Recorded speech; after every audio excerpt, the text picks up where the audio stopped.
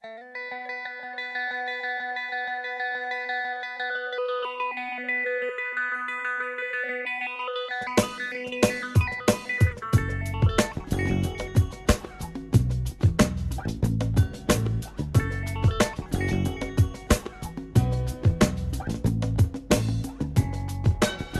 you very much for joining us today for what we're hoping is going to be 3 hours of stimulating and engaging debate, really talking about a changing world. And it's great to stand here and be able to say we have 3 sets of very, very engaging speakers who will really help us do that in the time we've got together. They're all here to really challenge, to help us debate and argue the case for a radical re-engineering of the way we think about brands and the role they play in a changing world.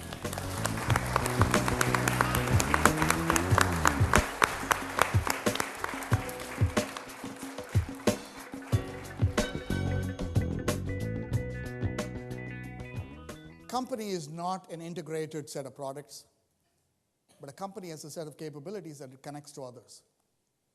Apple is a great example of that, right? It may keep many of its business system closed, but it opened up to make sure that every Windows computer can connect to iTunes. Other things could be closed. So strategically thinking through the business architecture and asking the question, how do you connect to others?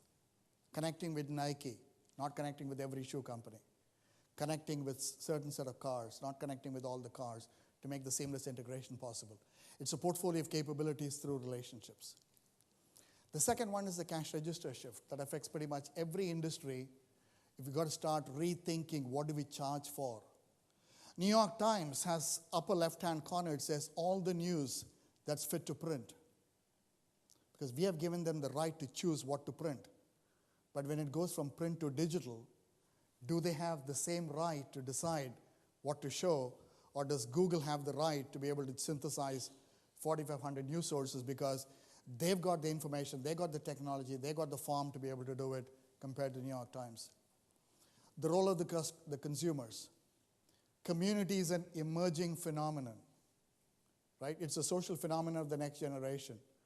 My social retailing is simply one example of that. There's going to be social financing, there's going to be social entertainment.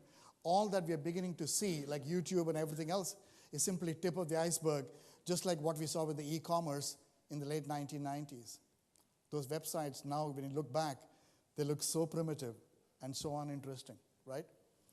Finally, it's all because of the pervasiveness of information technology that impacts, for some companies, products, other companies, processes, but for still other companies, service delivery.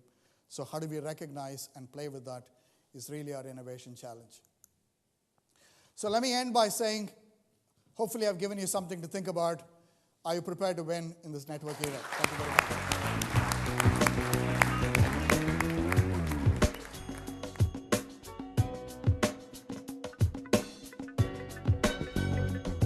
If you look at all those things, put them all together, what can you do if you're a client?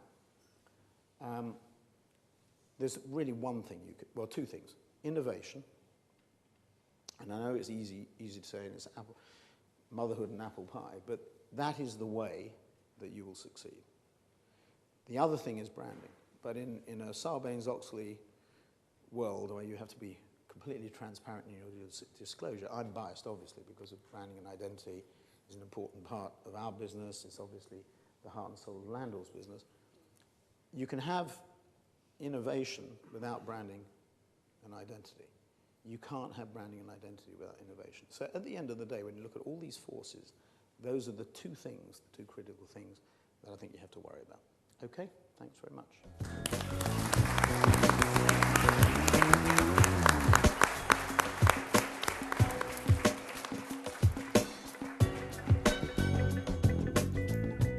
So,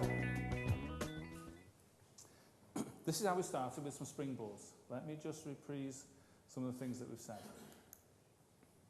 We believe that the world has become united by the idea of our times doing the right thing, primarily driven with lots of external influences, but essentially from here. That customers, your customers, our customers, will increasingly want us to be the change that they want to see in the world, i.e. business and brands must lead. And are you ready for that change? Responsibility is who you are from the top to the bottom. It's not a department. And therefore, if there's anybody who needs to own it, that needs to be the person at the top of the organisation. You can't do it irresponsibly.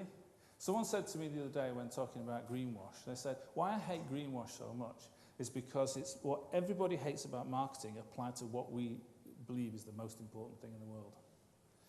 That's why it's despicable. And you can't do it by stealth. So, what's your plan A? Not only what's the plan, but what you're going to do to be loud and proud about it. Next. The responsibility agenda will drive the focus on the experience. So, conceiving, engineering, managing the brand experience and the different audiences and getting really under their skin is the defining task of the enterprise going forward. Have you got the right people? Have you got the right processes? Have you got the right mindset to do that? It's a very complicated business because all these different issues are conflated and often contradictory. Who knows what the right answer is? Who takes the action? Well, the natural choice for that is the business community. So are you actively making things simple for consumers? Are you actively using innovation to reframe the problems as opportunities? And eventually, and perhaps most controversially, it's not going to be here forever, at least not in the same way as it is now. So there's a window of opportunity, a window of responsibility. You have to grab now, and you have to go for it, because you have to be first, best, and only to be unique about it, and eventually you won't be the only one. And the worlds are changing. Thank you.